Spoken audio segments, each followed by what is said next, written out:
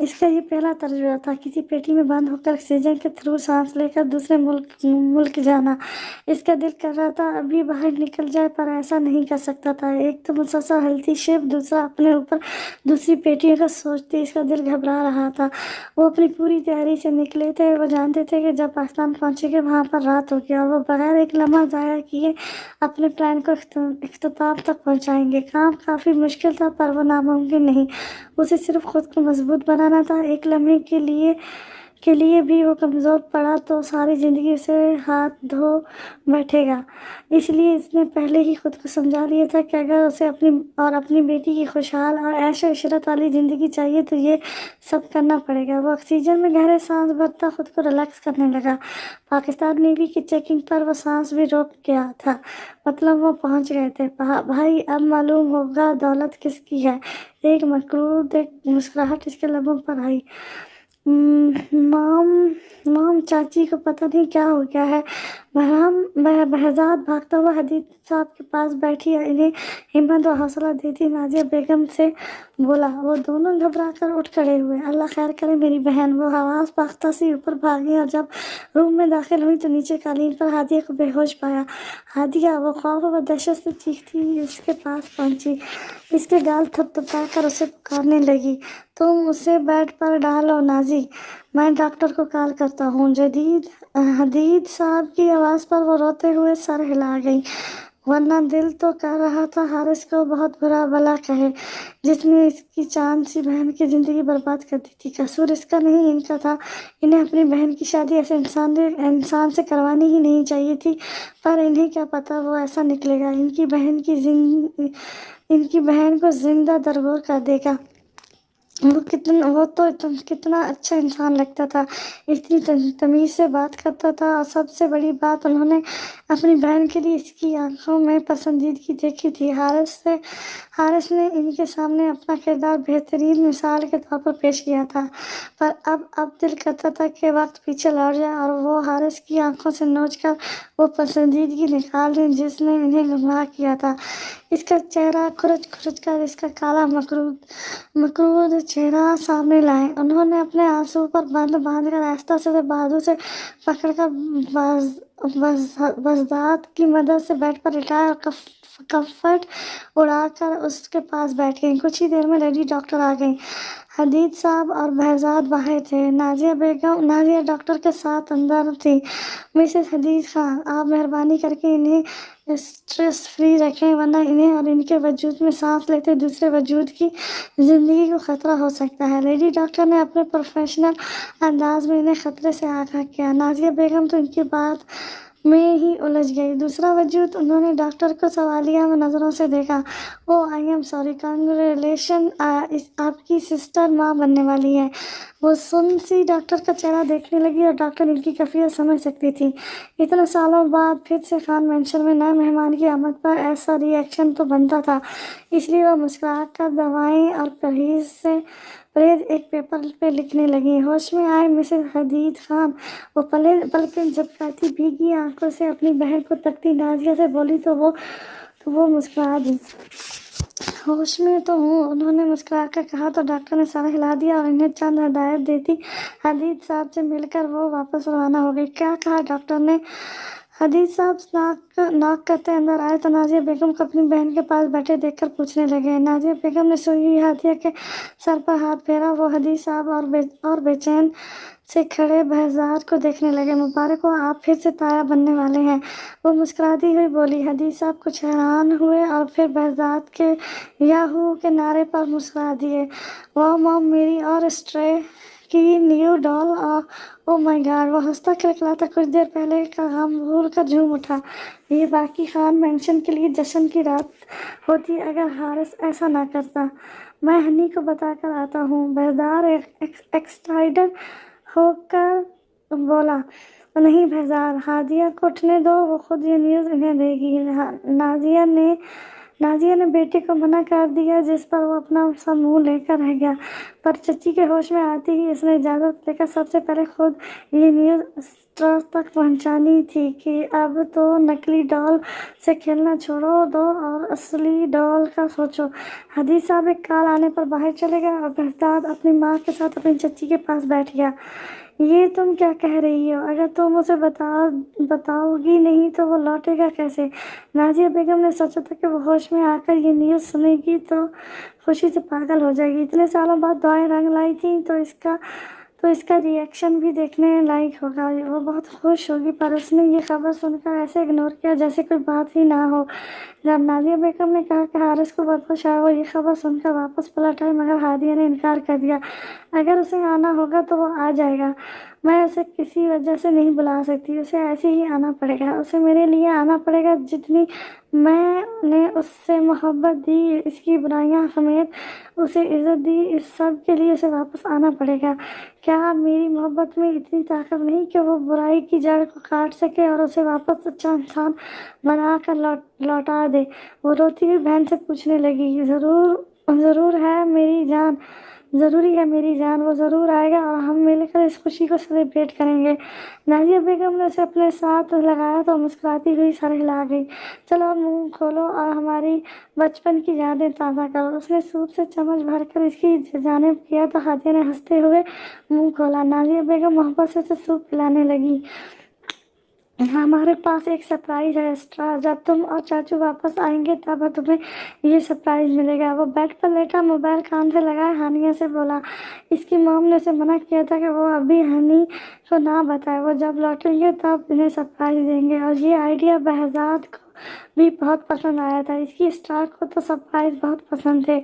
सच्ची बैरी, वो चीखी तो बहजाद हंस पड़ा। स्कूल में अपने फ्रेंड रीना और हादी से मिलकर उसे बहुत अच्छा लगा था, और जब कल इसके डैड ने कहा था कि वो जल्द ही पाकिस्तान वापस चलेंगे तुम्हारी मॉम के पास, तो वो और ज़्यादा खुश होती स्कूल गई थी। इसका मूड फ्रेश हो गया था। मुच्ची, वो हंसकर बोला तो वो एक्साइटेड हो गई। डैड के पास भी आप लोगों के लिए सरप्राइज़ है, वो पुरजोश सी बताने लगी और बहजाद का दिल धड़क उठा। कहीं चाचू वापस तो नहीं आ रहे? वो बुड़बुड़ाया। कौन सा? स्टे प्लीज़ टेल मी, तुम्हें मालूम है ना मुझे सरप्राइज पसंद नहीं। वो बेचैन हुआ। वो ये न्यूज़ उड़कर अपनी रोती हुई चच्ची को बताना चाहता था। नो, वो कहती खिलखिलाकर हंसी और उसे हंसते देखकर बहजाद भी मुस्कुरा दिया। अगर तुम्हें चाचू कभी ना लाए यहाँ तो वो पता नहीं किस एहसास के तहत बोला।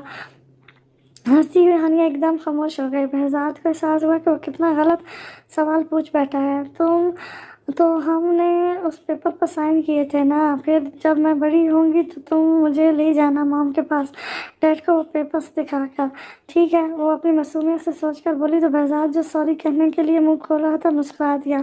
इंशाल्लाह सब ठीक हो जाएगा, इसने ऊपर की तरफ देखते कहा तो हानिया ने मुस्कुराते हुए सर हिलाया, क्योंकि इसके डैड ने तो पहले ही बता दिया कि वो पाकिस्तान जा रहे हैं, फिर मायूस क्यों होती हो? अच्छा बैरी, मैं मॉम से बात कर लूँ। Good night and take care, वो मुस्कुराकर बोली और बहजाद का जवाब सुनकर उसने कॉल डिस्कनेक्ट कर दी। बहजाद मुस्कुराता हुआ बेड पर लेट गया। कल उसे जितना बुरा लग रहा था कि नींद भी नहीं आ रही थी, आज इतना ही अच्छा लग रहा था उसे। ऐसा लग रहा था अब सब ठीक हो जाएगा, इसके प्यारे चाचू लौट आएंगे। उसने सोचते हुए आंखें मूंद लीं। खाना खाया तुमने? आंसू पूछते हादिया ने उससे पूछा। जी मॉम, नैनी ने खिलाया था, वो भी भारी आवाज़ में बोली। गुड, अच्छा नैनी से कह देना कि वो तुम्हें खाना वक्त पर दे। और हनी मेरी जान, ज़्यादा देर कार्टून्स मत देखना, वक्त पर सो जाना, ठीक है? तुम फिर जल्द ही अपनी मॉम के पास होगी। वो रो पड़ी और पर दूसरी तरफ ज़ाहिर होने ना दिया। अपनी 5 साल बच्ची के यूं दूर जाने पर इसका दिल फट रहा था। कैसा जालिम इंसान था, ज़रा भी माँ की ममता या बेटी की मोहब्बत का ना सोचा। जी मॉम, आप टेंशन ना लें, मैं बिल्कुल भी कार्टून नहीं देखूंगी जब तक आप आ नहीं जाती मेरे पास। और डैड ने भी कहा है नैनी से। वो कुछ देर पहले की नैनी को दी गई अपने डैड की हदायत याद करती बोली, अभी तुम्हारे डैड कहाँ हैं? उसने अपनी मोहब्बत भरे दिन याद करते पूछा। वो तो अंकल के साथ गए हैं, कुछ काम था इन्हें। हादिया बेगम ने सुनती लब भेज लिए, फिर वो इससे छोटी मोटी बातें करने लगी। हानिया सोच कर खुश हो रही थी कि वो जल्द ही अपनी मॉम के पास होगी, पर इसने अपनी मॉम को ज़रा बराबर भनक पड़ने नहीं दी। थी कि वो पाकिस्तान आ रहे थे। जिस तरह बड़े डैड मनी मॉम और मॉम इससे पहले से भी ज़्यादा मोहब्बत जता रहे थे, बार बार इससे फ़ोन पर रब्ता करके इसकी खैरियत दरियाफ्त कर रहे थे, तो उसे बहुत अच्छा लग रहा था। वो अचानक वहाँ जाकर सबको हैरान कर देना चाहती थी और बताना चाहती थी कि इसके डैड इतने बुरे नहीं, वो सबसे बहुत बहुत प्यार करते थे। ये तो बस गुस्से में हो गया था इनसे, जिसका उन्होंने अपनी बेटी से सॉरी भी किया था और आइंदा का प्रॉमिस भी किया था कि वो अब कभी इसकी मॉम, बड़े डैड या बड़ी मॉम और ख़ासकर बैरी इसके दोस्त पर गुस्सा नहीं करेंगे। और हारिस साहब ने उसे मुतमिन कर दिया था, इसलिए अब वो खुश आइंदा का सोच रही थी। क्या हुआ, ठीक हैं आप? हदीज साहब को आंखों पर बाजू रखे लेटा देखकर नाजिया बेगम इनके पास बैठी और इनके सर पर हाथ फेरने लगी। ठीक हूँ, वो वैसे ही लेटे लेटे बोले। अलबत्ता ने इनको यूं बालों में हाथ फेरना इन्हें काफ़ी सुकून बख्श रहा था, जो कुछ दिन से हारिस के जाने पर मुसलसल दुखने लगा था। अब वो रिलैक्स होने लगे थे। मीटिंग का क्या हुआ? उन्होंने आज की मीटिंग का पूछा जिसमें शिरकत के लिए वो गए थे। कुछ नहीं, कल आखिरी फैसला होगा और मुझे मेरा अहदा मिलेगा। आई थिंक होम मिनिस्टर का अहदा देंगे मुझे आज। इसी प्रडिक्शंस हो रही थी, उन्होंने बताया, जिस पर नाजिया बेगम ने सर हिलाया। ये भी एक अच्छी सीट है। आप कुछ करना चाहें तो इस सीट पर रहकर भी बहुत कुछ कर सकते हैं, उन्होंने मुस्कुराकर कहा। तो हदीज साहब ने सर हिलाया। करना चाहे इंसान तो इस सीट के बगैर भी बहुत कुछ कर सकता है। ये तो बस मैं अपने बाप के ख्वाब को पूरा कर रहा हूँ, क्योंकि इनका ख्वाब था कि इनका बेटा सियासत में जाए और मेरा ख्वाब था कि मैं बड़ा आदमी बनकर अपनी कमाई से गरीबों का एक वक्त का ही हो सके तो पेट भर सकूं। उन्होंने मुस्कुराते हुए अपनी आंखों से बाजू हटाया। क्यों? नाजिया बेगम ने मुस्कुराकर तजस्सुस से पूछा। हदीज साहब ने इसका सर अपने सीने पर रखा। क्योंकि यहाँ दर्द होता है जब सोचता हूँ कि अल्लाह का शुक्र है कि मैं 3 वक्त का खा रहा हूँ और मेरे पीछे कितने गरीब बच्चे बुच्चियाँ भूखे पेट सो रहे होंगे। तो बहुत दर्द होता है जब कोई माँ कहती होगी कि अभी पानी पी कर सो जाओ, इंशाअल्लाह कल अल्लाह को कुछ देगा तो खा लेंगे। इनकी आंखें सुर्ख हो गई। उन्होंने नाजिया बेगम का हाथ अपने सीने पर रखते गंभीर लहजे में कहा। नाजिया की आंखें खुद इस दर्द को महसूस करती बाहर आईं। जब इन मासूमों के सर पर छत ना हो तो फुटपाथ पर सोए अचानक की हादसात का शिकार हो जाते हैं, तब दिल फटने लगता है। बारिश या तूफान में किसी दरख्त का सहारा लेकर छुपते फिरते हैं, किसी दीवार के साए तले बैठते हैं तो दिल करता है इन्हें खुद में छुपा लूं। नाजिया बेगम भीगी हुई आंखों से मुस्कुराईं। आपको मालूम है आपका बेटा भी बिल्कुल आप पर गया है, उन्होंने मुस्कुरा कर बताया। तो हदीज साहब की आंखों के सामने अपने मासूम खूबसूरत और स्याह आंखों वाले बेटे का चेहरा घूम गया। मैं कुछ नहीं हूँ, मैं तो एक गुनहगार बंदा हूँ। मैं चाहता हूँ वो मुझसे बहुत बेहतर और अच्छा इंसान बने। उन्होंने अपनी बीवी की पेशानी पर लब रखते कहा। तो वो इंशाल्लाह कहती मुस्कुराई। हारिस ऐसा क्यों नहीं हदीद? इनकी मायूस भरी आवाज़ गंभीर माहौल में गूंजी। वो हमसे अच्छा है नाजी, सिर्फ गलत सोबत में पड़ गया है। इंशाल्लाह मैं जब सेट हो जाऊंगा तो उसे मजबूर कर दूंगा वापस आने के लिए और सारे गलत दोस्तों से भी इसकी जान छुड़वा दूंगा। यहाँ पर अच्छा सा कारोबार सेट कर दूंगा उसे। उन्होंने अपने मुस्तकबिल के प्लान्स बताए तो वो सर हिला गई। वैसे हादिया को चाहिए था कि वो उसे बता देती अपने बच्चे का, इसका हक था जानने का और शायद इससे वो लौट भी आए। उन्होंने कुछ सोचते कहा। मैंने कहा था उससे, पर वो कह रही थी कि उसे ऐसे ही वापस आना पड़ेगा और वो मज़ीद सुन नहीं सकी, अपनी जिद पर उड़ गई है। नाजिया बेगम ने बेबसी से कहा। अच्छा ठीक है, कल मैं बात करूँगा उससे, बड़ा भाई मानती है मुझे, ज़रूर मेरी बात मानेगी। उन्होंने मुस्कुराते हुए कहा। दवाई वक्त पर खाती है? वो नहीं चाहते थे जब हारिस लौटे तो अपनी बीवी की बाबत ज़रा बराबर भी शकूक करे।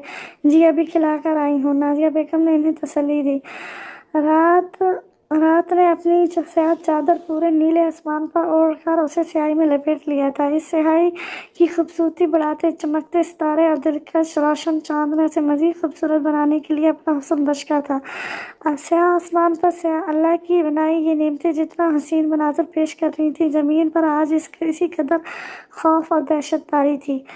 اس دل دہلا دینے والی رات میں جب سب اپنے اپنے بستروں میں دبکے ہوئے خواب خرگوش کے مزے لوٹ رہے تھے، سیاہ وجود سیاہ کپڑوں میں تاریکی کا حصہ بنے آنکھوں میں پنپنے مکرور عزائم سجائے حدید خان کے عالی شان مینشن پر نظریں لٹکائے دیوار کی آڑ میں چھپے کھڑے تھے۔ حارث نے گھر میں لگے کیمرز کو ڈی ایکٹیویٹ کر دیا تھا، جس سے انہیں پکڑے جانے کا کوئی خطرہ نہیں تھا۔ گارڈز کی تعداد صرف 2 تھی جو اس وقت مین گیٹ پر کھڑے تھے۔ انہیں ہینڈل کرنا کوئی بڑی بات نہیں تھا، اس لیے وہ پورا پلان بنا چکا تھا۔ تم میرے ساتھ آؤ گے فواد، اور بریک تم یہیں رکو گے، ہمیں باہر کی صورتحال سے آگاہ کرو گے، کوئی بھی گڑبڑ دیکھو تو سب سے پہلے الرٹ کرنا۔ حارث نے سرگوشی میں کہا۔ اوکے، کان میں لگے آلے سے برک نے جواب دیا۔ وہ اسے تھمس اپ کرتا آہستہ سے دیوار پھلانگ کر اندر لان میں اترا۔ سائلنٹ لگے پستول پر اس نے اپنی پکڑ مضبوط کی۔ کوئی آواز آئی ہے وہاں سے؟ گارڈ نے پیچھے کی جانب اشارہ کرتے کہا۔ ہاں آئی تو مجھے بھی ہے، چلو دیکھتے ہیں، دوسرے گارڈ نے پہلے کی تردید کرتے کہا، اور وہ گن ہاتھوں میں پکڑے الٹر سا آگے بڑھا۔ میں یہیں رکتا ہوں، تم دیکھو، گیٹ کو اکیلا نہیں چھوڑ سکتے، پہلے والے نے کہا تو دوسرا گارڈ سر ہلا کر آگے بڑھا۔ لان میں لگے پولز کی روشنی میں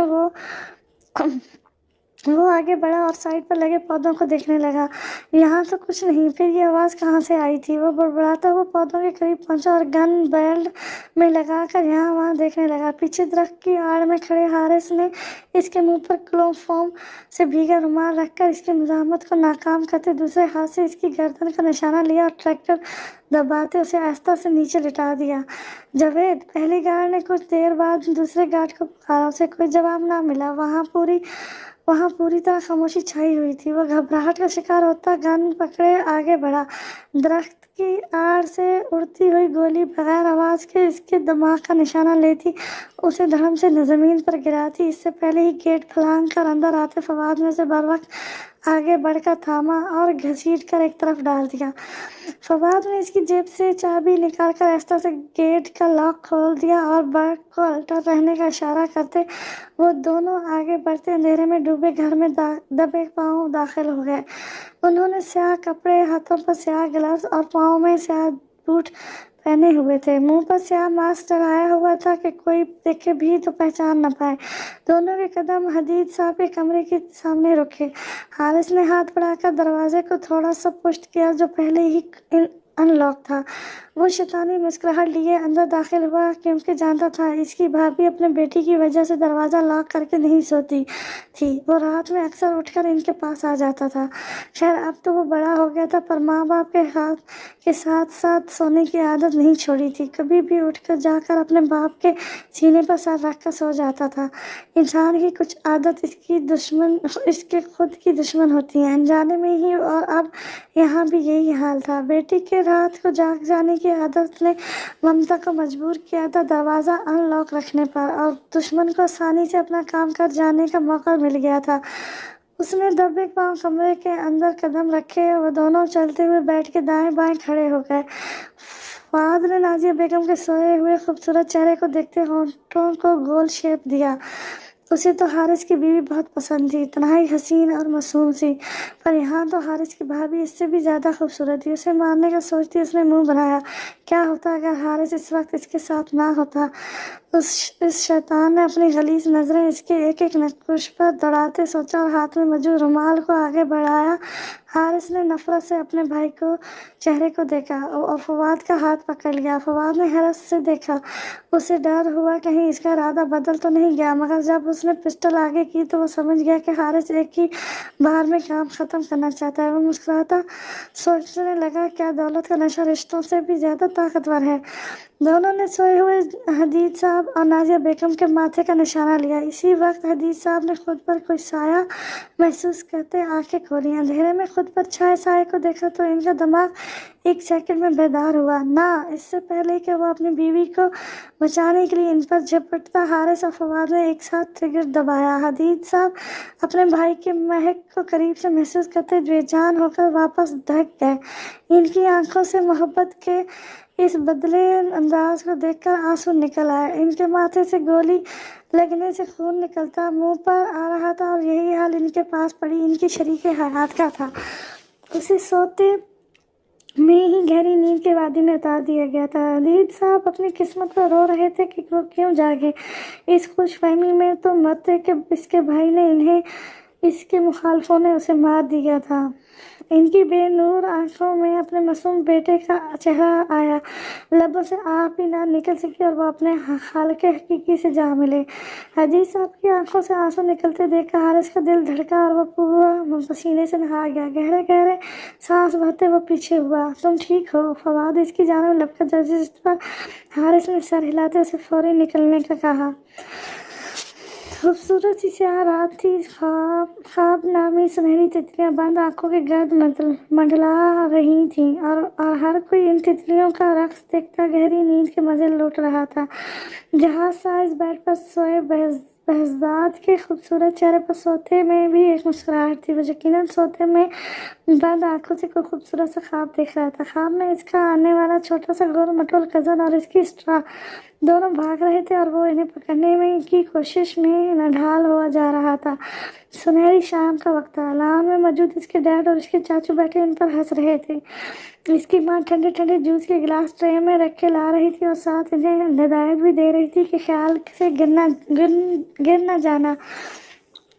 इसकी प्यारी सी चाची चाय की ट्रे इसके डैड और चाचू के लिए लेके जा रही थी। पूरे लॉन में इनकी कलकलाहटें गूंज रही थी। बहजाद ने अपने गोल मटोल से छोटे कज़न को पकड़ने के लिए जैसे ही बाजू बुलंद किए वो कहा कर उठ बैठा। उफ!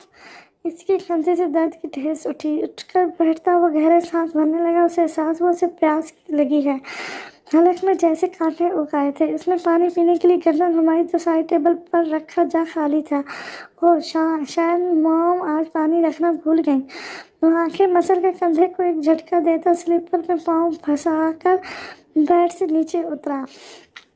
शबी ख्वाबी के लिबास में वो आहिस्ता से रूम का डोर खोलकर बाहर निकला और मुस्कुराकर साथ वाले रूम को देखा जहाँ इसकी चाची सोई हुई थी। और वो अपने ख्वाब के बारे में सोचता सीढ़ियाँ उतरता लॉन्च से होता किचन में आया। किचन की लाइट ऑन करके वो फ्रिज के करीब पहुंचा।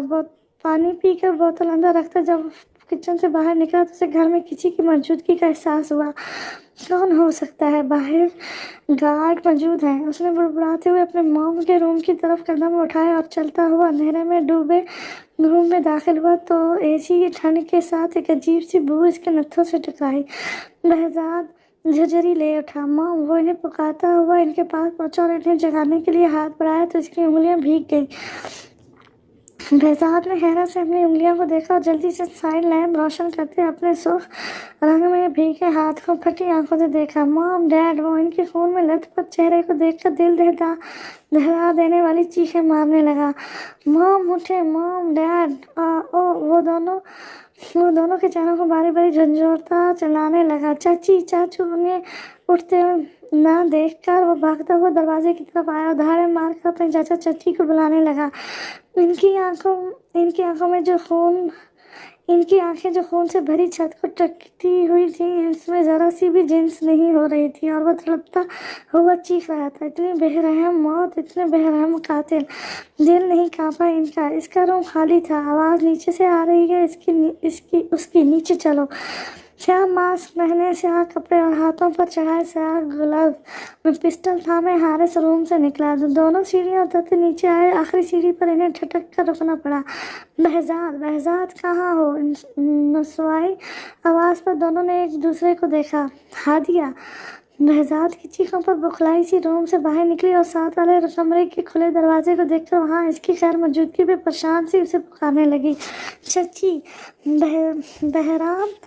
बहजाद बाहर रूम से अपनी चची की आवाज़ें सुनकर सिसक उठा और इसकी तरफ भागना चाहा मगर दरमियान में ही इसके कदम ज़मीन ने जकड़ लिए। हादिया की सीढ़ियों के ऊपर जम से गए। दोनों की नज़रें सीढ़ियों के एंड पर खड़े दो स्याह लिबास में खड़े वजूद पर थीं। बहजाद! हादिया चोरों को घर में देखकर चिल्लाई। उनके हाथों में मौजूद पिस्टल ने इसके हवास मंजरन कर दिए थे। बहजाद का दिमाग जो पहले अपने माँ बाप के खून को देखकर माफ हो रहा था वो अब दो अनजान लोगों के हाथ में पिस्टल देखकर खौफ से पीला पड़ गया। गार्ड! कहाँ हो गार्ड्स? हादिया गला फाड़ कर चीखने लगी। चची! मॉम डैड को उन्होंने मार दिया। बहजाद रोता हुआ बोला। चची चीखती हुई हादिया की अगली चीख हलक में ही दब गई और वो साक्षी बहजाद के रोते हुए चेहरे को देखने लगी। तुम जाओ, उसे संभालो, मैं उसे रोक देखता हूँ। इन दोनों में से एक बोला तो दूसरा सर हिलाकर रोते हुए बहजाद की तरफ आया।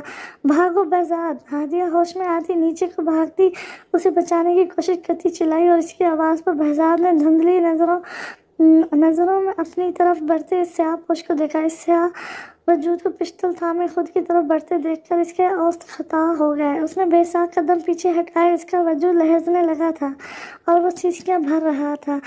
सामने ही खुले दरवाजे से इसके माँ बाप का मुर्दा वजूद बेड पर पड़ा दिखाई दे रहा था। हिलना नहीं वरना तुझे भी खामोशी से ऊपर पहुंचा दूंगा, उस आदमी ने पिस्तौल सामने करते बहजाद से कहा। टेबल पे रखी लाइट से इस स्याह आदमी की काली आंखें मार्क से बहजाद की आंखों में गड़ कर इसकी रूह तक वो कंपा गई। बहजाद सुन वजूद के साथ सिसकी भरते पीछे टेबल से लगा। अल्लाह के वास्ते उसे छोड़ दो, सब कुछ ले जाओ, जो चाहिए मैं सब कुछ दे दूंगी, मेरे बच्चे को छोड़ दो। क्या चाहिए तुम्हें? दोनों को पैसा, सोना, प्रॉपर्टी के पेपर्स, सब कुछ ले लो, उसे छोड़ दो, मेरे मासूम बच्चे को छोड़ दो। हादिया इस वजूद को रास्ता रोकते देखकर हाथ जोड़कर गिड़गिड़ाई। बहजाद का नन्हा सा दिल फटने के करीब हो गया। हाँ, सब कुछ हमारा ही होगा, मगर इसके एंड के बाद। वो आदमी कहकर लगा बोला। रोती हुई हादिया ने ठटक कर उसे देखा। अंधेरे की वजह से स्याह साए के अलावा कुछ दिखाई नहीं दे रहा था, पर वो उसे पहचान गई थी। हाँ हारिस, तुम? हाथ बढ़ाकर उसने छूना चाहा, मगर अगले ही पल मुंह से एक सिसकारी निकली। जब इस स्याह वजूद ने हाथ में पकड़ी पिस्तौल का ट्रिगर दबाया और उसके पेट पर निशाना लिया। आपको मेरी मोहब्बत नहीं, दौलत की हौस खींच लाई। हारिस, वो सिसकी। मेरा बच्चा अपने पेट में गरम सी करने की चुभन महसूस करती इस पर हाथ रखकर चीखती, जहाँ से अब खून निकल रहा था, और साथ वाला वजूद इसकी चीख पर मंजन होकर रह गया। चची! बहजाद के मुंह से दिल दहलाने वाली चीख बरामद हुई। जलील इंसान हादिया सामने मौजूद इस स्याह साख वजूद पर झपटी और इसका मास्क में मुंह छुपा मुंह नोचने लगी। उसने एक बार फिर ट्रिगर दबाया और वो कड़ाकर लहरती सीढ़ियों पर गिरी और नीचे गिरती चली गई। भागो बहजाद, ये तुम्हारे चचा नहीं हैवान हैं। सीढ़ियों पर गिरती हादिया बेगम के गले से चीख निकली और बहजाद के सीने में किसी तीर की तरह फोर्स हो गई। मारो उसे, देख क्या रहे हो? वो स्याह जो वजूद पलट कर गैस और गबत से धारा तो बहजाद होश में आया। अपनी मौत को सामने देखकर इस छोटी सी जान में पता नहीं कहाँ से इतनी ताकत आ गई कि अपनों की 3 लाशें देखने के बाद भी इसने हिम्मत करते पीछे टेबल पर रखा भारी डेकोरेशन भी दोनों हाथों में जकड़ कर अगले ही पल इस वजूद के मुंह पर दे मारा और इन्हें संभलने का मौका दिए बगैर वहां से बैरूनी दरवाजे की तरफ भागा। सीढ़ियों पर खड़ा वजूद जो नीचे पड़े हादिया के खून में लथपथ वजूद को देख रहा था, इस आफत पर बुखला गया। कभी वो भाग गया, हारिस ने धड़ते हुए कहा, और बहजाद के पीछे भागा, पर तब तक बहुत देर हो चुकी थी। बहजाद घर से निकल चुका था। बर्क पकड़ो, उसे बाहर निकला है, हारिस और फवाद दोनों ने एक साथ कहा। बर्क हड़बड़ा गया। इससे पहले कि वो अपने सामने से भागते छोटे से लड़के को पकड़ता, तब तक वो हवा की तेजी से सामने जाती सड़क पर भागता इस स्याह तारीख रात के अंधेरे में गुम हो गया। तुम अभी यहीं खड़े हो, जाओ पकड़ो उसे और ख़त्म करके वापस शिप पर पहुंचो। SMS पहुंच चुका है, वो निकल रहे हैं, फास्ट। हारिस की आंखों में अपने बच्चे और बीवी को मारने के बाद सुर दौड़े पड़ गए थे। वो जल्द से जल्द यहाँ से भागना चाहता था, वरना इसका दम निकल जाता। वो अपने बच्चे का कातिल बन गया, अपने ही खून का कत्ल कर दिया। ये सोच ही जानलेवा थी। ओके बर्क वहाँ से बहजाद की जानिब भागा। हारिस और फवाद अपनी गाड़ी की तरफ बढ़े। सुनसान रास्ते पर वो हांफता कांपता रोता हुआ भाग रहा था। उसे मालूम नहीं था वो कितना दूर भाग आया है, कहाँ पहुँच गया था। उसे कुछ भी अंदाज़ा नहीं था। उसके सामने तो सिर्फ अपने मॉम और डैड का खून में लथपथ चेहरा घूम रहा था। वो रोता गिरता फटता भागे चला रहा था। इसकी चची जो उससे बचाने के चक्कर में खुद अपने बच्चे समेत मारी गई थी, और मारने वाला कौन था? इनका अपना, इसकी चची का शौहर, इसके बाप का सगा भाई, इसकी माँ का कज़न और इसका सगा चाचा।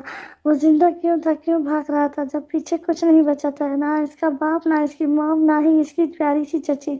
کون بچا تھا پیچھے؟ اسٹرا اس کے منہ سے سسکاری نکلی۔ سامنے سے آتی گاڑی سے ٹکر کر وہ اچھل کر دور جا گرا۔ ظفر صاحب کے ساتھ بیٹھا ان کا بیٹا بہرام منہ پر ہاتھ رکھ کر چیخ اٹھا، اور جو اچھل کر دور گرا تھا اس کے منہ سے آہ بھی نہیں نکلی تھی۔ او مائی گاڈ ظفر، یہ کیا کر دیا؟ مسز شمیم ملک گھبرا کر بولی۔ ایک جھٹکے سے گاڑی رکنے پر دونوں باہر نکلے۔ ڈرائیونگ سیٹ پر بیٹھے ظفر صاحب کا چہرہ دھواں دھواں ہو گیا۔ او نوشی، یہ کیا ہو گیا مجھ سے؟ وہ ہیڈ لائٹس کی روشنی میں سڑک پر خون دیکھ کر گھبرا گئے۔ وہ تینوں امریکہ جا رہے تھے کہ ایئرپورٹ جاتے راستے میں یہ حادثہ پیش آ گیا۔ میں دیکھتا ہوں یہیں کہیں ہوگا۔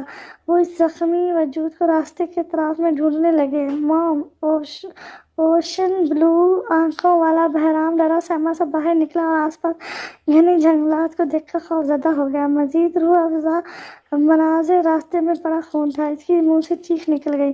اسی چیخ نے بہزاد کو ڈھونڈتے براق کو متوجہ کیا۔ وہ یکدم جنگل سے نمودار ہوا اور درخت کی آڑ لے کر سامنے کھڑے لڑکے کو دیکھنے لگا جس نے سفید کپڑے پہنے ہوئے تھے۔ ایک عورت پاس ہی کھڑی اسے چپ کروا رہی تھی۔ مرد ڈائنل نے مسکراتے ہوئے اسے اپنے نشانے پر لیا اور اگلے ہی لمحے ٹریکٹر پر دبا دیا۔ سامنے موجود لڑکے کے منہ سے آہ نکلی۔ بہرام کی چیخ پر ظفر صاحب گھبرا کر اس کی جانب مڑے۔ مسز شمیم کو ساکھ دیکھ کر اپنے بیٹے کے پیٹ سے نکلتے خون پر وہ چیختے ہوئے اس کی جانب لپکی ہی تھی کہ برق نے ایک نشانہ ان کی ٹانگ کا لے کر پستول کا رخ بہرام کی طرف کیا اور ٹریکٹر پر دباؤ بڑھاتے ہی اس معصوم کو لہولہان کرتے ہوئے وہاں سے بھاگ گیا۔ مسز شمیم نے چیختے ہوئے آگے بڑھ کر اپنے جگر کے ٹکڑے کو خود میں بھیجا اور اس کے بے جان وجود کو محسوس کرتی حلق کے بل چلانے لگی، میرا بچہ، میرا بہرام، بہرام آنکھیں کھولو۔ روتے ہوئے ظفر صاحب نے پہلے اس سیاہ فام کو بھاگتے دیکھا، پھر وہ اپنی ٹانگ گھسیٹ کر اپنی بیوی کے قریب پہنچے کہ انہیں نظریں کچھ دور پڑے لڑکے پر گئیں جو زمین پر پڑا کڑھا رہا تھا۔ تو کیا وہ اسے مارنے آئے تھے؟ اور میرا بیٹے کو یہ لڑکا سمجھ کر کار کے سارے وہ اٹھے اور اپنی ٹانگ پکڑ کر اس تک پہنچے۔ مام، ڈیڈ! بہزاد روتا ہوا درد سے اپنے ماں باپ کو پکار رہا تھا۔ ظفر صاحب کے آنسو لکھڑ کر اس کے چہرے پر گرے۔ وہ اس کی طرف جھکے۔ وہاں سے گزرتی گاڑی سے کچھ لوگ انہیں اس حالت میں دیکھ کر گھبرا کر باہر نکلے۔ کیا ہوا؟ حملہ ہوا ہے کیا؟ ان تینوں میں سے ایک لڑکا بھاگتا ہوا ایک مسز شمیم کے پاس پہنچا۔ وہ دو ظفر صاحب اور بہزاد کے پاس آئے اور انہیں سہارا دے کر جلدی سے گاڑی میں بٹھایا۔ ظفر ملک کڑھاتے ہوئے گاڑی سے موبائل لے کر اپنے دوست کمشنر سرفراز کو کال کرنے لگے تو دوسری طرف مسز شمیم سسکتی ہوئی بہرام ملک کے بے جان وجود کو سینے میں بھیجے ہوئے تھی۔ کچھ پیچھے بہزاد خان کا نیم مردہ وجود پڑا تھا جسے اپنوں نے ہی ڈسا تھا۔ ظفر ملک نے اپنی ٹانگ کے درد سے کڑھاتے اپنے بیٹے اور بیوی کو دیکھتے روتے ہوئے جلدی سے ان لڑکوں کو سٹی ہاسپٹل چلنے کا کہا۔ ہوش کی دنیا میں قدم رکھتے ہی ظفر صاحب کو یہ دل دہلا دینے والی خبر سنائی گئی کہ ان کا بیٹا بہرام ملک اب اس دنیا میں نہیں رہا۔ ان کی بیوی کومے میں جا چکی تھی۔ پھر انہیں اپنی کٹی ٹانگ کا احساس ہوا تو لہرا کر بیڈ پر گرتے دھاڑے مار کر رونے لگے۔ کمشنر سرفراز سے انہیں سنبھالنا مشکل ہو گیا۔ ان کا اکلوتا بیٹا، ان کی آنکھوں کا تارا، انہیں چھوڑ کر چلا گیا۔ یہ ایک باپ کیسے برداشت کر سکتا تھا؟ وہ اپنے دوست سرفراز صاحب کے سہارے اپنی سوئی ہوئی بیوی کو دیکھنے کے بعد اور ہمیشہ کے لیے منہ موڑ کر جا چکے خوبصورت سے بیٹے کو دیکھنے لگے۔ اسے سینے میں بھیجے پھوٹ پھوٹ کر روتے دھاڑے مارنے لگے۔ جب انہیں اچانک اس سسکتے وجود کا خیال آیا تو سرفراز صاحب نے انہیں بتایا وہ اس ایکسیڈنٹ میں اپنی آنکھوں کی روشنی کھو چکا تھا، لہذا انہوں نے بہرام کی آنکھوں کا نور اس کے حوالے کر دیا اور ابھی وہ ICU میں ہے۔ سرفراز صاحب نے یہ ساری بات خفیہ رکھی تھی۔ نیوز میں حارث صاحب کی اپنے بھتیجے کے لیے تقریریں سن رہے تھے پر وہ خاموش تھے، البتہ اسے سخت سیکیورٹی میں رکھا ہوا تھا۔ وہ جانتے تھے ضرور کچھ گڑبڑ ہے۔ دنیا اس جھوٹے انسان کے مقروضہ آنسو کے جال میں پھنس سکتی تھی مگر وہ نہیں۔ مسز شمیم نے ہوش میں آتے ہی ان کے بین دل چیر رہے تھے۔ ڈاکٹر کا کہنا تھا کہ انہیں کوئی سیڈ نیوز دی تو ان کی جان کو خطرہ ہو سکتا ہے۔ اس پل انہیں سنبھالنے کے لیے بہزاد کو بحران کے طور پر ان کے سامنے تو کر دیا تھا، پر انہیں کیا پتہ تھا کہ ہوش میں آتے ہی ان کے منہ سے جو کہانی سننے کو ملی تھی وہ ہمیشہ کے لیے اسے بحرام ملک ہی بنا دے گی۔ وہ معصوم جب ہوش کی دنیا میں آیا تو اس نے اپنے ماں باپ اور چچی کے لیے چلانا شروع کر دیا۔ ظفر صاحب اس کی آنکھوں کے آپریشن کا خیال کرتے بہت مشکل سے اسے چپ کروانے میں کامیاب ہوئے تھے۔ وہ اب تک مسلسل نیند کے انجیکشن کے زیر اثر تھا، پر اب اسے انجیکشن نہیں لگایا گیا بلکہ اسے محبت سے چپ کروایا گیا۔ وہ اوشن بلو آنکھوں سے روتے ظفر صاحب کو دیکھتا وہ انہیں اپنا بحرام ہی لگا، پر در حقیقت وہ بہزاد تھا، بہزاد خان۔ ظفر صاحب نے کافی دن بعد بہلا پھسلا کر اس سے حقیقت معلوم کی اور ٹی وی پر حارث صاحب کے جلوس کو دیکھا، جہاں وہ چیخ چیخ کر کہہ رہا تھا کہ اس سیاست کی وجہ سے میرے خاندان کا نام مٹایا دیا گیا ہے۔ اب میں آتا ہوں اس سیاست میں، دیکھتا ہوں کون مجھے مارتا ہے۔ بزدلوں رات کی سیاہی میں وار کرتے ہو، معصوموں کو مارتے ہو، دن کے اجالے میں آؤ پھر معلوم ہو کتنے بہادر ہو تم۔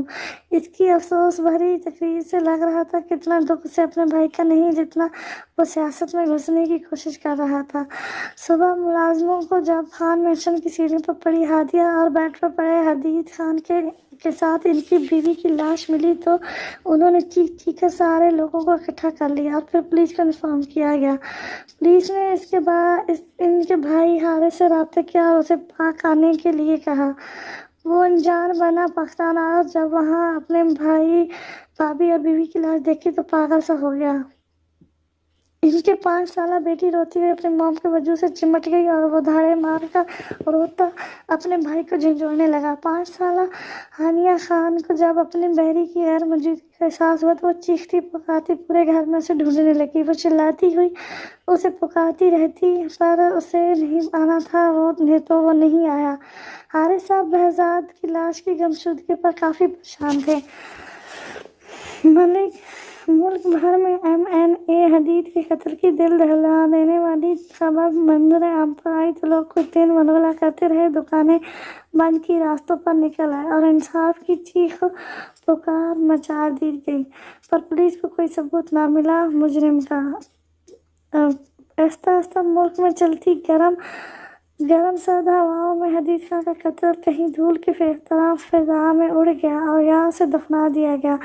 حارث خان، فواد چوہان اور بٹ ڈینار اپنے منصوبے میں کامیاب ٹھہرے۔ کچھ سال صبر سکون میں گزرتے وہ اپنی زندگی میں مصروف ہو گئے۔ حارث صاحب نے اپنی قسمت سیاست میں آزمانی شروع کر دی۔ کافی بار شکست کھانے کے بعد بھی انہوں نے ہمت نہ ہاری، آخرکار وہ الیکشن جیت گئے۔ فواد نے اپنے بیٹے کے لیے ان کی بیٹی کا ہاتھ مانگا جو گمسم سی کونے میں چپ چاپ سی بیٹھی رہتی تھی۔ ہادی اسے ہاتھ پکڑ کر باہر لے آیا کرتا تھا۔ جس طرح اس نے اس کا برے وقت میں ساتھ دیا تھا اسی طرح وہ اسے واپس زندگی کی طرف کھینچ لایا، اور پھر اپنے باپ کے مقصد نے اسے ایک اچھے دوست کی منزل سے دھکیل کر برا بنا دیا اس کے سامنے۔ سال گزرتے گئے اور بیری صرف اس کے دل اور روح تک ہی محدود ہو کر رہ گیا۔ کبھی وہ اسے کہیں کھیلتے کودتے نظر آتا تو وہ بھاگ کر وہاں جاتی، پر پھر وہی وحشت بھری حقیقت، وہ مایوس ہو کر روتی اپنے باپ کے سینے میں چھپ جاتی۔ حارث صاحب اسے بہت مشکل سے ان یادوں سے باہر کھینچ لائے تھے۔ انہیں کچھ شک تھا کہ بہزاد زندہ نہ ہو۔ وہیں قریب جنگل سے ایک بچی کی لاش جسے جنگلی جانوروں نے نوچا ہوا تھا ملنے پر انہیں یقین ہو گیا کہ وہ بہزاد کی ہی ہوگی۔ انہوں نے اپنی مصروفیت کی وجہ سے کوئی الیکشن نہ لیا، پر ان کے سر پر جو خطرہ منڈلاتا رہتا تھا وہ ٹل گیا اور وہ سب پرسکون ہوتے اپنی زندگیوں میں مصروف ہو گئے۔ ہانیہ خان بھی روتی سسکتی اپنی زندگی کی طرف لوٹ آئی تھی، البتہ دن میں جو پرچھائیاں اس کے سامنے گھومتی رہتی تھی وہ رات کو سونے کے بعد خوفناک خواب کی صورت آنکھوں میں ناچنے لگتی۔ وہ چیختی ہوئی ساری رات جاگتے گزارتی اور اس کی ایک ہی صدا ہوتی، یا اللہ میرے بحری کو لوٹا دو۔ دوسری طرف بہزاد جو اپنی سیاہ آنکھوں کی جگہ اوشن بلو آنکھیں دیکھ کر شجت سا اپنے سامنے کھڑے دو مہربان وجود کو دیکھ رہا تھا۔ ظفر صاحب اور سرفراز صاحب دونوں حارث خان کی پلاننگ سمجھ گئے تھے۔ پبلک کی ساری ہمدردی اس کے ساتھ دیکھ کر وہ پریشان تھے کہ اب کیا کریں۔ تبھی بہزاد نے انہیں کہا کہ مجھے بدلہ چاہیے۔ انہوں نے سوچا تھا اگر وہ اسے حارث خان کے سامنے لے جائیں گے تو بھی انہیں کچھ حاصل نہیں ہوگا، الٹا اس معصوم کو ان نوجوانوں کے ہاتھوں جان گنوانی پڑے گی۔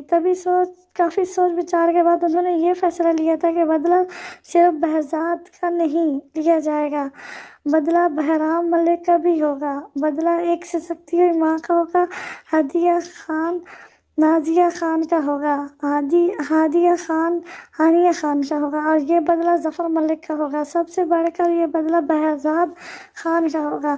امریکہ جا کر زندگی کے سفر میں اس نے صرف ایک مقصد سامنے رکھا تھا، جس دولت کو پانے کے لیے، جس حرام شہرت کو حاصل کرنے کے لیے ان دونوں نے اپنوں سے لے کر معصوموں کو بے دردی سے گہری نیند سلایا تھا، انہیں دھول چٹانی تھی۔ انہیں شہرت سے ذلت و رسوائی کی حد تک لانا تھا کہ وہ سب موت کی بھیک مانگیں۔ کافی سوچ بچار اور مشورے کے بعد ظفر صاحب نے یہ قدم اٹھایا تھا، اور اللہ کی طرف سے ایک بیٹے کی جانے کے بعد انہیں دوسرا بیٹے سے نوازا گیا تھا، جسے انہوں نے اپنے سگے بیٹی کی طرح ہی دل سے لگایا تھا، بلکہ اس کے زخموں پر مرہم لگاتے اسے اس کی مٹی کے وجود سے فولادی بنایا، اسے مضبوط بنا کر دنیا کے سامنے بہرام بہزاد ملک کے روپ میں لائے۔ اس کی آنکھیں تو ان کے بیٹی کی طرح جو اس کی کمی کو پورا کرتی تھی، پر اب احساس بھی اس کا آنے لگا تھا۔ وہ تھا ہی اتنا پیارا بچہ کہ اس نے کبھی یہ احساس نہیں دلایا کہ وہ ان کا بیٹا نہیں، کسی اور کا خون ہے۔ ظفر صاحب اسے دیکھتے تو تڑپ اٹھتے، کیسے کوئی اتنا ظالم ہو سکتا ہے؟ اس سگے چاچا نے اتنے معصوم کو اس طرح برباد کیا، بلکہ اپنے بھائی کو دولت کے ہوس میں راستے سے ہی ہٹا دیا۔ حدید خان سے ان کی کبھی آمنے سامنے ملاقات تو نہیں ہوئی، پر وہ اکثر ان کے نرم لہجے میں غریبوں کے لیے محبت دیکھتے رہتے تھے، ان کی سخی طبیعت کو سراہتے رہتے تھے۔ وہ کافی متاثر تھے ان کی شخصیت سے، وہ ہی نہیں نوجوان کے آئیڈل تھے وہ۔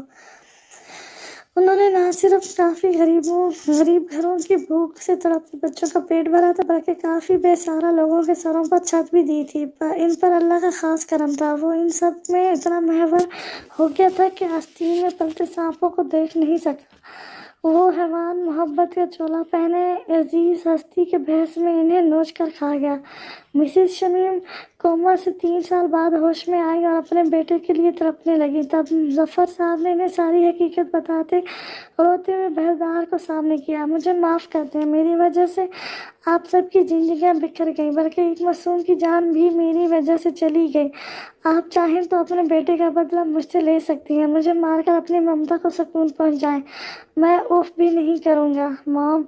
وہ ان کے پاؤں میں گر گیا، پر مسز شمیم تو اس کے منہ سے مام سن کر ہی ساخت ہو گئی تھی، اور ان کے کانوں میں اپنے بیٹی کی آخری سسکی گونجی۔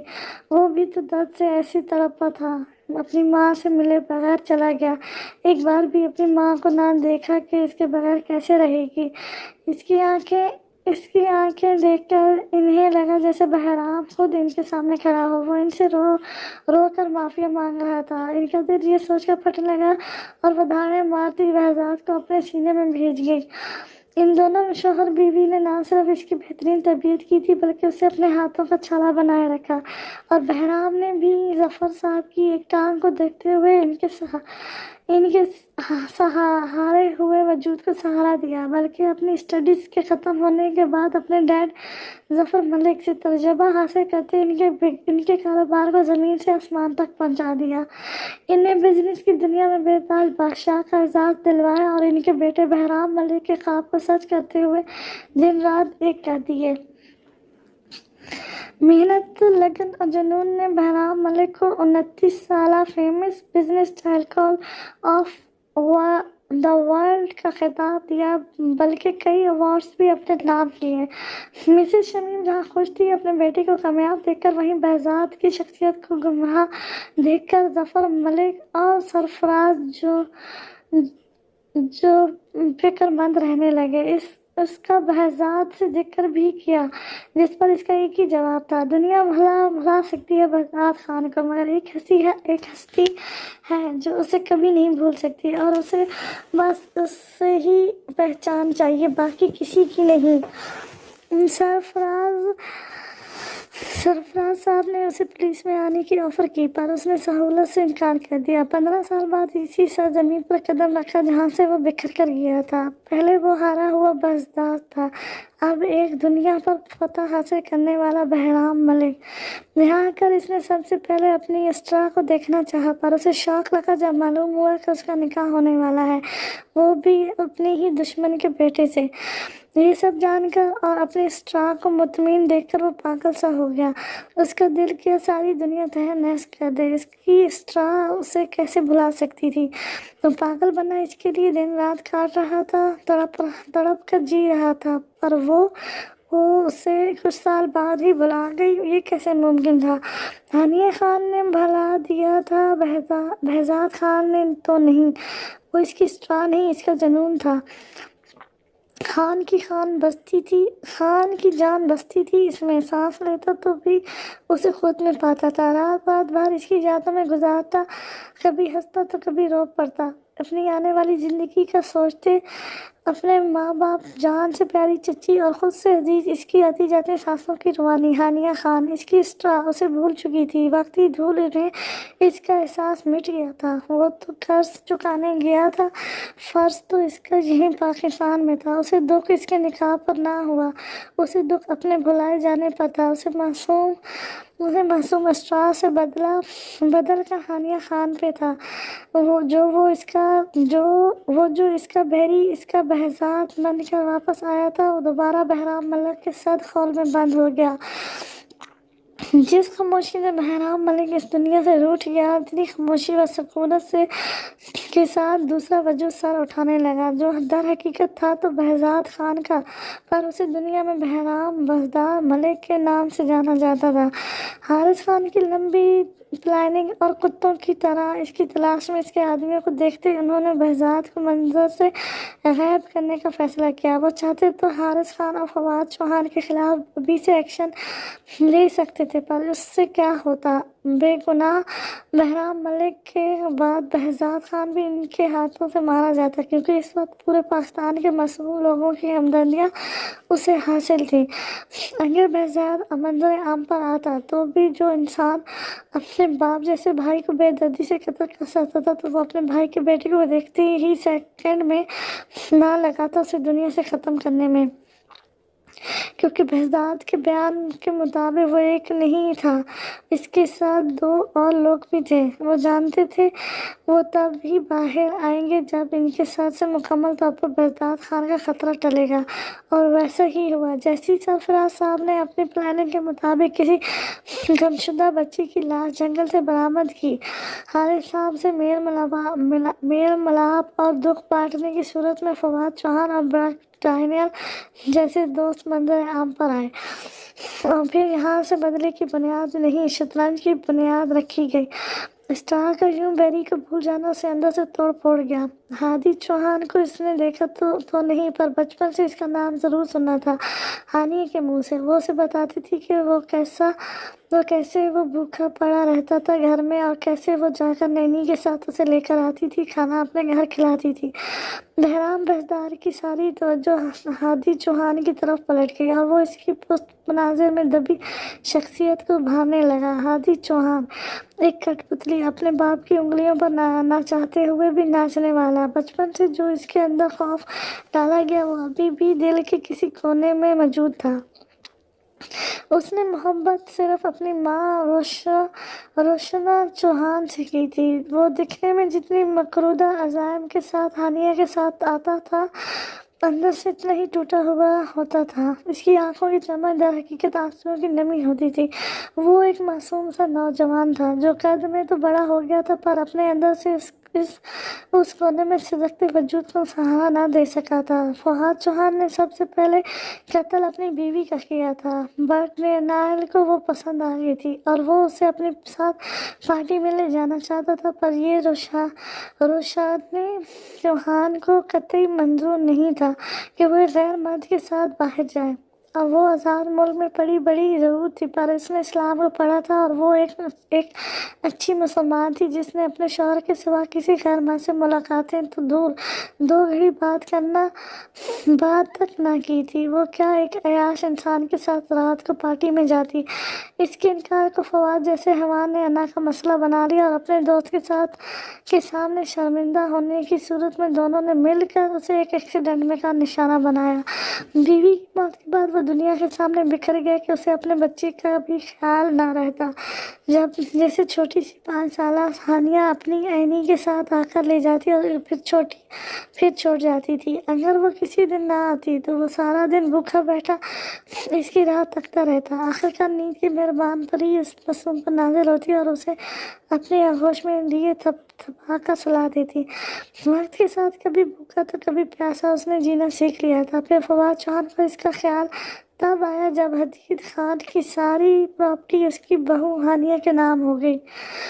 اس دن سے اس نے معصوم سے ہادی کے دماغ میں یہ بات کسی لوہے کی سیخ کی ماند اس کے دماغ میں ڈالی کہ بڑے ہو کر تمہیں ہانیہ خان سے شادی کرنی ہے اور اس کی پراپرٹی اپنے نام کروانی ہے، اس سے ڈھونگ کرنا ہے محبت کا، اپنے پن کا۔ دوسری طرف ہادی چوہان کے دل میں تو وہ ایک انمول دوست کی طرح بستی تھی۔ وہ چھوٹا نہیں تھا، 10 سال کا تھا، سب کچھ سمجھتا اور جانتا تھا کیسے دھوکہ کرتا اپنی انمول پری سے، کیسے اسٹرا کو دکھ پہنچاتا جو پہلے ہی بیری کے لیے تڑپتی رہتی تھی۔ ایک زخم کے بعد اس معصوم کے ساتھ وہ کیسے کھیل کھیلتا۔ وہ اس حیوان کا خون ضرور تھا، پر اس سے طاقتور اس کے سینے میں اس کی ماں کا خون تھا جو اسے بھٹکنے نہیں دے سکتا تھا۔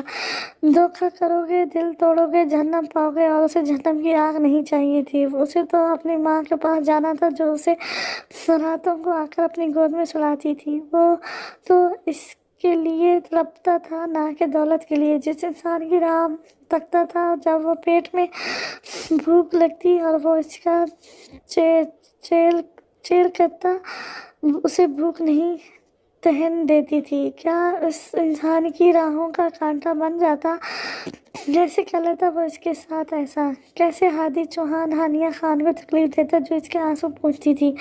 اسے اپنی ماں کے پاس لے جاتی اور کہتی، ماں میرے دوست کو پیار کریں تاکہ وہ روئے نہ، اگر یہ رویا تو میں بھی رو دوں گی، مجھے میرا دوست مسکراتا چاہیے۔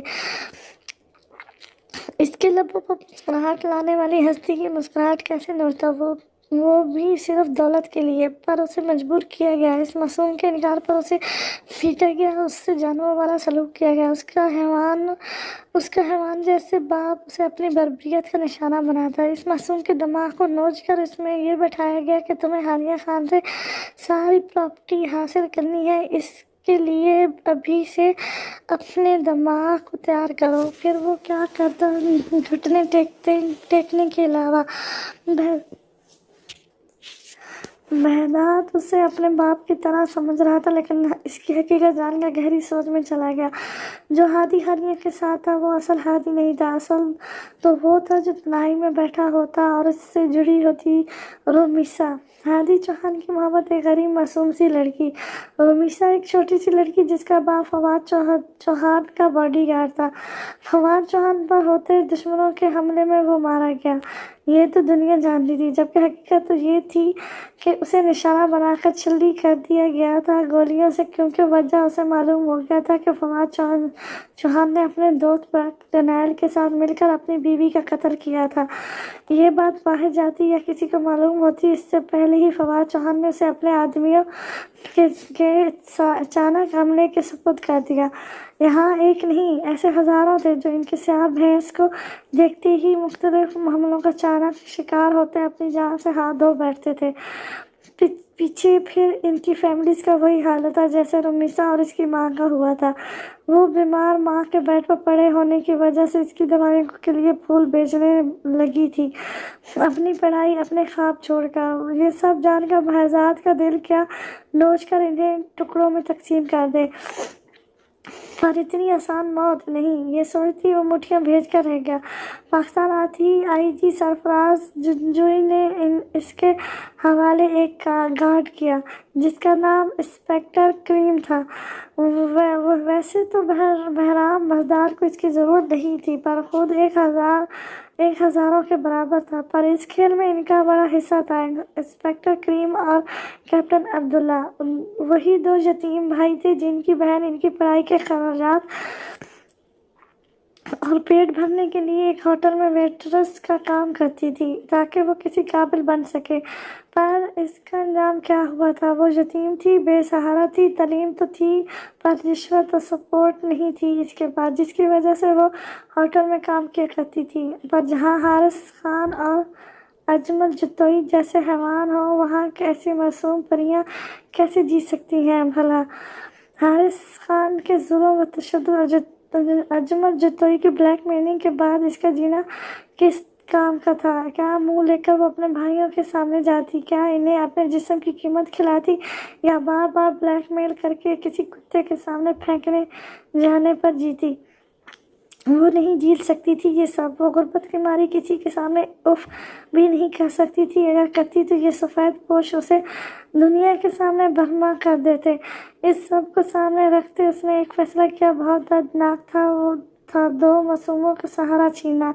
اتنا آسان نہیں تھا، پر وہ ایسی ذلت بھری زندگی جی بھی تو نہیں سکتی تھی۔ عزت دار لڑکی کال گر کیسے بن جاتی؟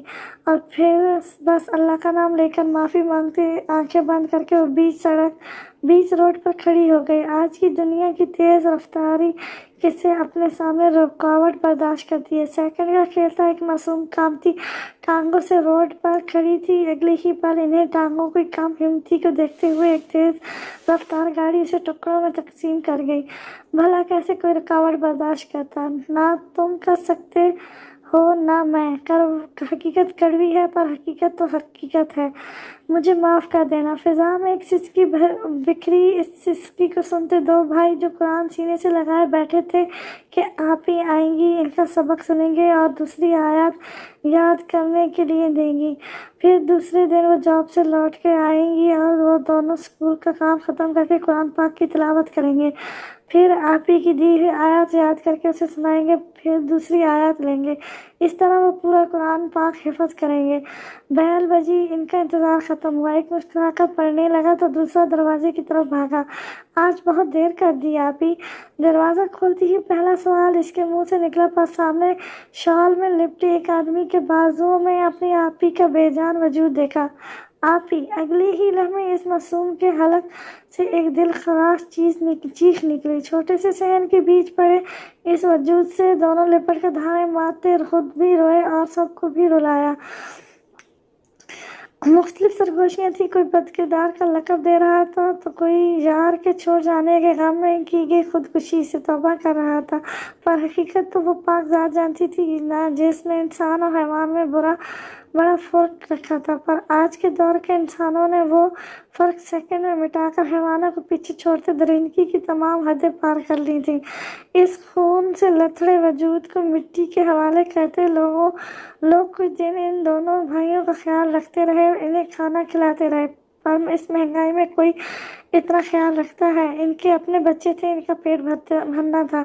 کافی سوچ بچار کے بعد دونوں بھائیوں کو یتیم خانے بھیج دیا گیا، وہیں سے دونوں نے تعلیم حاصل کی اور میٹرک کے بعد وہاں سے نکلے اور مل کر اپنی پڑھائی مکمل کی۔ کافی عرصے بعد جب دونوں اپنے پاؤں پر کھڑے ہوئے تب ہر رات ان کی آنکھوں میں خون میں لتھڑے وجود کی جو چیخیں سنائی دیتی تھیں، انہوں نے اس کا پس منظر جاننا چاہا، اور جس ہوٹل میں ان کی آپی جاب کرتی تھی اس ہوٹل سے متعلق ساری حقیقت جان کر وہ کچھ دیر کچھ بول ہی نہ سکے۔ اجمل جتوئی، حارث خان، یہ تھی ان کی پیاری آپی کی موت کی وجہ۔ ہوٹل کے مالک اجمل جتوئی کو تو انہوں نے دردناک موت دی، بلکہ اس کے ہوٹل میں چلتی اس فحاشی کے اڈے کو بھی ختم کر دیا۔ اب ان دونوں کا مقصد صرف حارث خان کو اذیت ناک موت دینا تھا۔ سر جائیں تو جائیں پر چھوڑیں گے نہیں اسے، جسے اللہ رکھے انہیں کون چکے۔ حارث خان پر ان کے پہلے اٹیک پر سرفراز جنجوئی الٹر ہو گئے اور معلوم کروایا تو ان دونوں بھائیوں کو پایا۔ کیپٹن جہان اور इंस्पेक्टर जहांगीर। दोनों की पेशगी पर ये सब कुछ ज़ेरे सुरखुस और ताकत का इस्तेमाल करते मालूम हुआ, और ना तो वो दोनों पागल हो रहे थे हारिस साहब को नोचने काटने के लिए, पर आईजी सरफराज ने इन्हें सब्र करने का कहा, क्योंकि यहाँ सिर्फ इनका इंतकाम नहीं था, यहाँ बहुत से मासूम व बेगुनाहों का इंतकाम था, जिनमें सरफरस्त में बहजाद खान था। बहजाद पर दोनों भाइयों ने उलझ कर एक दूसरे को देखा और सरफराज साहब मुस्कुराकर कहा, बहराम बज़दार मलिक। एक पल को दोनों शाक हुए, कुछ कहने को रहा ही नहीं था। बहराम बज़दार से कौन अनजान था? वो आसमान का वो सितारा जो हजारों सितारों भी अपने चमक से नुमाया होता है। इस सब ने मिलकर शतरंज की एक बसात बिछाई थी। बॉडीगार्ड जिसका नाम था, इस बॉडीगार्ड का एक रूप नहीं बल्कि 1000 रूप थे। जफर मलिक अपने मासूम बेटे के लिए, सरफराज जंजोई मुल्क के लिए, बहराम मलिक अपने बाप के लिए, जहांगीर और जहान अपनी मासूम और अजीज बहन के लिए, रोमिसा अपने बाप के लिए, और इन सब से ऊपर वो था जिसे ये खेल खेलना था, और वो था बहजाद खान, अपने माँ बाप, चची एस्ट्रा, अपने मासूम मोहब्बत और अपनी आंखों के नूर को छीनने के लिए। इन सातों ने मिलकर एक बुनियाद बनाई जिसका नाम बहराम मलिक था। सबसे पहले हानिया खान और हादी के निकाह को रोका, फिर हारिस खान की ज़िंदगी में एंट्री दी मिसा बनकर। हानिया खान की ज़िंदगी में एंट्री दी बैरी के एहसास की, और स्ट्रॉबेरी के लिए बनकर आया इसका बॉडीगार्ड, क्योंकि इसके पास रहकर वो जान गया था कि इसकी स्ट्रॉ से नहीं भूली थी, वो उसे याद था और वो उसे कभी नहीं भूल सकी थी। उसे आस थी, उम्मीद थी, बैरी लौटेगा इसके लिए, इसका सुकून लेकर। किस्मत ने उसे लौटा दिया इसका बैरी। हाँ, थोड़ा सा जाहिल था, थोड़ा अनपढ़ था, कुछ वाइल्ड था, पर एक एहसास था, वो इसका साया था। फिर क्या साया अपने वजूद से अलग हो सकता है? रूह जिस्म से अलग होकर दुनिया में रहेगी। लैपटॉप के सामने बैठे बज़दाद की धड़कनों ने अचानक से रफ्तार पकड़ी। यकदम ही इसका दिल जैसे पूरे वजूद में धड़कने लगा था। उसका पूरा पसीने में नहा गया। उसे लगा जैसे कुछ होने वाला है, कुछ बहुत बुरा। वो अफरा तफरी में क्वार्टर से निकला और बाहर की तरफ भागा। माली या तमाम गार्ड्स अपने अपने कामों में मगन थे। इन्हें मालूम ही नहीं था कि बाहर कैसा जल्जला बर्पा हो चुका है। होम मिनिस्टर हारिस खान दुनिया के सामने स्मगलर साबित हो गए थे। मलिक के दुश्मनों से हाथ मिलाए अपने मुल्क की जड़ों को काट रहे थे। इसका अंजाम अब उसे भुगतना पड़ेगा, पर इनका हिसाब किताब अभी पूरा नहीं हुआ था। अभी बहुत कुछ बाकी था। मैडम, धार से दरवाज़ा खोलते हुए बेचैनी से बोला, पर सामने का मनाज़र देखते हुए इसका दिमाग घूम गया। स्ट्रॉस। हानिया के हाथ में छुरी देकर वह चीखता हुआ इस पर झपटा, और अगले ही लम्हे इसके हाथ से छुरी छीनकर दूर फेंकते एक जोरदार थप्पड़ उसे मारा। वो कड़ाती हुई मुंह के बल बेड पर गिरी। पागल हो गई थी? अगर तुम्हें कुछ हो जाता तो मेरा क्या होता? बहजाद ने गुस्से से दहाड़ते हुए इसके बाजू को जकड़कर खींचते हुए वापस अपने मुकाबले खड़ा किया। बॉडीगार्ड। हानिया की दहशत से आंखें फटी हुई थी। इस कदर बेरहमी से थप्पड़ मारने पर इसके मुंह से सिसकी निकली। क्या बॉडीगार्ड? हाँ, उसे खींचकर अपनी बाहों में जकड़ते हुए भराई हुई आवाज में बोला, अभी तो तुम मिली थी, फिर से छीनने लगी थी मुझसे। इसके नक्श को पागलों की तरह अपने लब्बों से छूते हुए उसे वहशत के समुद्र में फेंक गया। Wild man. हानिया की किसी फड़फड़ाती चिड़िया की तरह इसके मजबूत हारिस में तड़पती और अपना चेहरा पीछे की तरफ झटकने लगी। छोड़ो मुझे, मेरा निकाह हो चुका है, छोड़ो बदतमीज इंसान। वो रोती हुई अपना पूरा जोर लगाकर चीखी और उसे इसके शानों पर मुक्के मारने लगी। क्यों मरने नहीं दिया मुझे? क्यों तड़पा कर मार रहे हो सब मुझे? क्या बिगाड़ा है मैंने तुम सबका? क्यों हो रहा है मेरे साथ ऐसा? मैं भी इंसान हूँ, नहीं झेल सकती ये सब कुछ। कितना खोया है, अभी भी इस मुल्क को, इस मालिक को रहम नहीं आता मुझ पर। वो रोती हुई बोल रही थी और बहजाद सुर्ख आंखों से इसका चेहरा हाथों में भर कर देखने लगा। क्या चाहिए? इसने मोहब्बत से पूछा। हानिया ने दबदबी आंखों से स्याह इसकी स्याह आंखों में देखा जो नीम होती आंखों को लहू रंग कर गई थी। बहरी बहरी उसने सिसकी लेती मासूम सी ख्वाहिश की। बहजाद ने मुस्कुराते हुए जेब में हाथ डाला और कुछ स्ट्रॉबेरीज इसके सामने की। हानिया ने रोते हुए उसे घूरा। बैरी चाहिए, मेरा बैरी, बहजाद खान चाहिए मुझे, खो गया मुझसे, छीन लिया मुझसे, वही बैरी चाहिए। उसने अहद किया था सारी जिंदगी के साथ का, छोड़ गया वो मुझे इस बहराम दुनिया में अकेला नहीं जीना मुझे। मेरा मार दो बॉडीगार्ड, मुझे मेरे बैरी के पास भेज दो, मार दो मुझे। वर्ल्ड मैन इसके हाथ पकड़कर झंझोड़ते हुए अपनी गर्दन पर रखे और रोती हुई इससे इल्तिजा करने लगी। बहजाद ने इसके चेहरे को देखा और अपना हाथ छुड़वा कर अपनी आंखों की तरफ ले गया। हानिया रोना चीखना भूल कर मुंह खोले आंखें फैलाए साख्त होती धड़कनों से उसे देखने लगी। वो मुस्कुराता हुआ उसे देखता मिरर के सामने आया और अपनी आंखों से लेंस निकाले। इसके साथ ही लंबे बालों की विग, दाढ़ी, मूछें भी उतार दी। अब वो नीली पुरशोक नजरों से आईने में इसकी फैली आंखों को देखने लगा। बहराम इसकी सांसें इन गहरी आंखों को देखते ऊपर नीचे होने लगी। वो कदम पीछे कर लेती बड़बड़ाई, एक साथ लहर इसके पूरे वजूद में दौड़ गई। वो रोती हुई दीवार से लगी खौफ से जरा जरा जद पड़ती साथ नफी में हिलाने लगी। बहजाद मुस्कुरा कर इसकी तरफ पलटा और खुद को हल्का पलका महसूस करता बाजू को ऊपर की तरफ करते अपने वजूद से सारी थकान निकाली। वो इसके अंदाज पर सहम गई। बहजाद उसे देखकर मुस्कुराया, हड्डियां नहीं टूटी। वो सर को जाते हुए बोला। इसका ये अंदाज उसे बदले रूप में देखकर इसके मुंह से सिसकी निकली। बहराम भसदार खौफ से इसने हिचकी ली। उसने अपने बाप से कहा था वो कोई बड़ा गेमर था, गेम खेल रहा है, पर इसकी किसी ने नहीं सुनी। और आज सामने खड़े वजूद को बॉडीगार्ड से बहराम मलिक में बदलते देखकर इसकी टांगें कांपने लगी थी। ये सोच ही इसकी जान निकाल रही थी कि वो जो इसके थप्पड़ खाता, इससे टूटी फूटी इंग्लिश बोलता, इससे छेड़खानी करता था, वो ये बिजनेसमैन बहराम मलिक था। वो इसके साथ खेल रहा था। इसके जज्बात का मजाक बनाया उसने। वो बॉडीगार्ड दर हकीकत एक बिजनेसमैन था। वो ऐसे ना पा सका तो ये तरीका अपनाया उसने।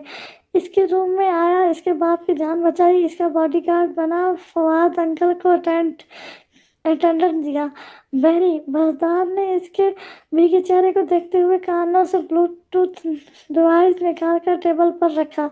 जेब में दबी आखिरी स्ट्रॉबेरी निकाल कर हाथ में दी। झूठ डैड, वो धाड़ी। बसदार ने मुस्कुराते हुए टी शर्ट में छुपा काला धागा जो उसने गले में पहना हुआ था उससे बाहर निकाला। हानिया की आंखें जब इसकी गर्दन से निकले अल्फाबेट पर पड़ी तो पूरी तरह से खुल गई। आज की आंखों की तरफ देखा जो नीम आंखों से मुस्कुराता से देख रहा था। मैं अहद तोड़ने वालों से नहीं, स्ट्रॉ।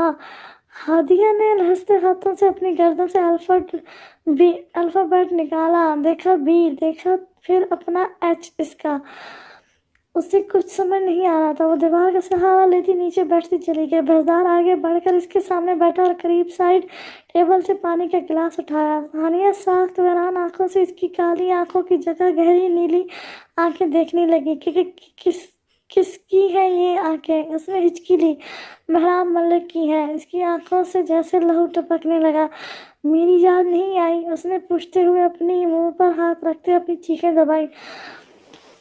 उसने झुकी नजरें उठाकर उसे देखा। हानिया सब भीगी आंखों से सांस रोककर उसे देख रही थी। तुम्हारे लिए जिंदा रहा हूँ। इसका आंसू फिसल कर गिरा। वरना? उसने वहशत से पूछा। वरना नहीं रहता।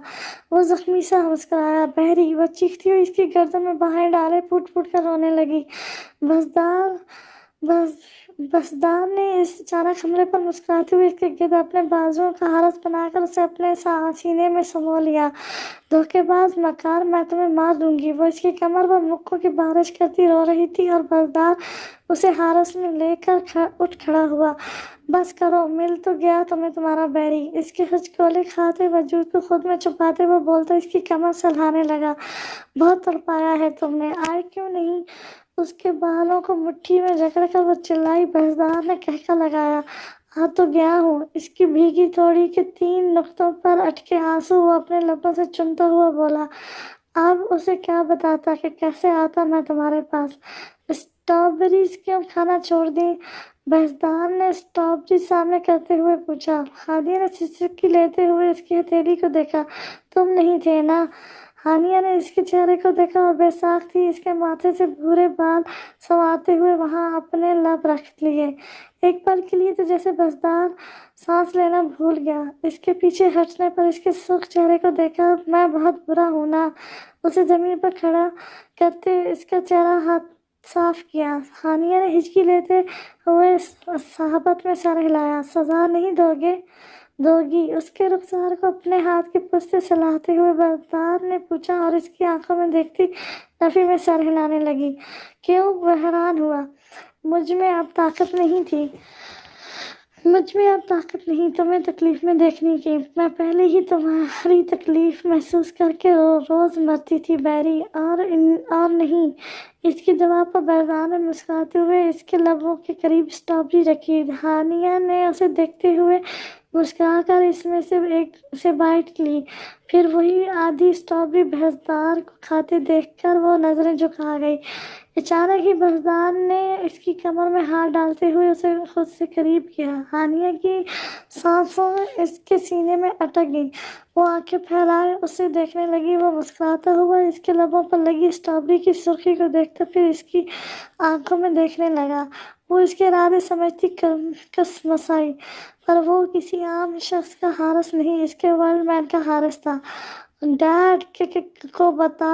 باقی کے لفظ اس کے لبوں میں ہی دب گئے۔ بحثدار نے اس کے سرخ لبوں پر اپنے دمکتے لب رکھ دیے تو وہ آنکھیں میچی اس کے چوڑے کندھوں پر اپنے ہاتھوں سے جگڑتی اس کے لمس کی شدت محسوس کرنے لگی۔ اس کی شدت کم ہونے کی بجائے بڑھتی جا رہی تھی اور وہ نڈھال سی اس کے حارس میں مقید اسی کے سہارے کھڑی تھی۔ Just close your eyes and feel I am in your heart اسٹرا، feel the beats of my heart, what say you.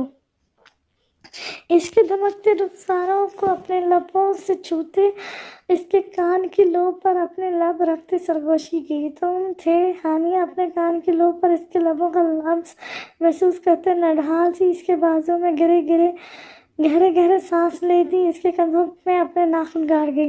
ہم تھے۔ اپنی اسٹرا کو بازو میں لیے اس کی شہ رگ پر اپنے لب رکھتا وہ بولا اور یکدم اسے اپنی باہوں میں اٹھا لیا۔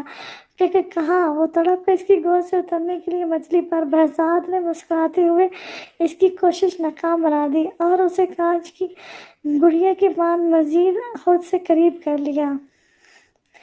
اور وہاں جہاں میں رہتا ہوں، وہاں جہاں ایک ممتا کا سایہ اور ایک باپ کی شفقت ہے۔ وہ مسز شمیم ملک اور ظفر صاحب کے بارے میں بتاتے یا ایسی ہی گود میں اٹھائے اسے باہر لے جانے لگا۔ ڈیڈ، ان سے نہیں ملو گے؟ میری، وہ تم سے بہت پیار کرتے ہیں، وہ مسکراتی ہوئی بولی۔ حارث صاحب کے ذکر سے ہی بہزاد کے چہرے پر ایک سخت سا سایہ تاثر گزرا۔ چاچو، اس سے نفرت ہو رہی تھی اسے چاچو کہتے ہوئے، پر وہ اپنی محبت کے آگے مجبور تھا۔ ڈیڈ، وہ منتظر نظروں سے اسے دیکھتی اپنا چہرہ صاف کرنے لگی۔ چاچو اسمگلر کرتے ہوئے پکڑے گئے ہیں آج، ایک ہی سانس میں کہتے ہوئے اسے خود میں چھپا گیا۔ یہ تم کیا کہہ رہے ہو بیری؟ اس کے اچانک سے دھماکہ کہتے لفظ پر اسے اپنا دماغ معاف ہوتا محسوس ہوا۔ جھوٹ ہے یہ، ڈیڈ نے ایسا نہیں، وہ چیخ اٹھی۔ اس کی گردن میں منہ چھپائے وہ شاکڈ تھی۔ اس کا باپ تو اتنا اچھا تھا، سب کی مدد کرتا تھا، پھر وہ کیسے ایسا کر سکتے ہیں؟ یہ ضرور ڈیڈ کے دشمنوں نے ان کے خلاف پلاننگ کی ہے بیری، تو انہیں بچا لو۔ ڈیڈ ایسے نہیں۔ وہ روتی ہوئی اس کا کالر پکڑ کر جھنجھوڑنے لگی۔ بہزاد خاموشی سے اسے بیک ڈور سے لے کر اپنے کوارٹر میں آیا جہاں سامنے ہی اس کا لیپ ٹاپ رکھا تھا۔ وہ اسے بیڈ پر بٹھا کر اس کے آنسو صاف کرتا لیپ ٹاپ میں موجود حارث خان کی وہ ویڈیو دکھانے لگا جس میں وہ اسلحے کے قریب کھڑے باتیں کر رہے تھے تو دوسرے کلپ میں کمبو سے ہاتھ ملاتے ہوئے مسکرا رہے تھے۔ یہ ویڈیو عبداللہ یعنی کہ جہان نے ریکارڈ کی تھی۔ کمبو कम्बोज के पाकिस्तान आने पर हानिया ने रोते हुए बहजार को देखा। इसने लैपटॉप बंद करते इसके माथे पर अपने लैप रखते चुप करवाया था। क्यों क्यों क्यों किया डैड ने ये सब? मेरे बारे में भी नहीं सोचा? इतनी तो डैड की दौलत थी, इसके बावजूद ये गंदा काम। वो बेजार के सीने में छुपने लगे और फिर धुंधली नजरों से लैपटॉप की स्क्रीन देखते हुए वो इसकी बाहों में झूल गई। इसके बेहोश होने पर महजाद घबरा गया। इससे पहले कि वो कुछ करता इसी पल इसके रूम में जफर साहब दाखिल हुए। क्या हुआ उसे? उन्होंने घूर कर महजार को देखा। क्या होना है? एक बेटी अब जब बाप का ऐसा रूप देखेगी तो हवास तो खो देगी, तल्ख लहजे में कहते वो हानिया के चेहरे पर से बाल समेटकर उसे देखने लगा। तुमने सब कुछ बता दिया? उन्होंने हैरत से पूछा। बहजार नफरी में सर हिलाया। जिंदगी के सफर में किसी मोड़ पर जरूरी हुआ तो बता दूंगा, वरना नहीं।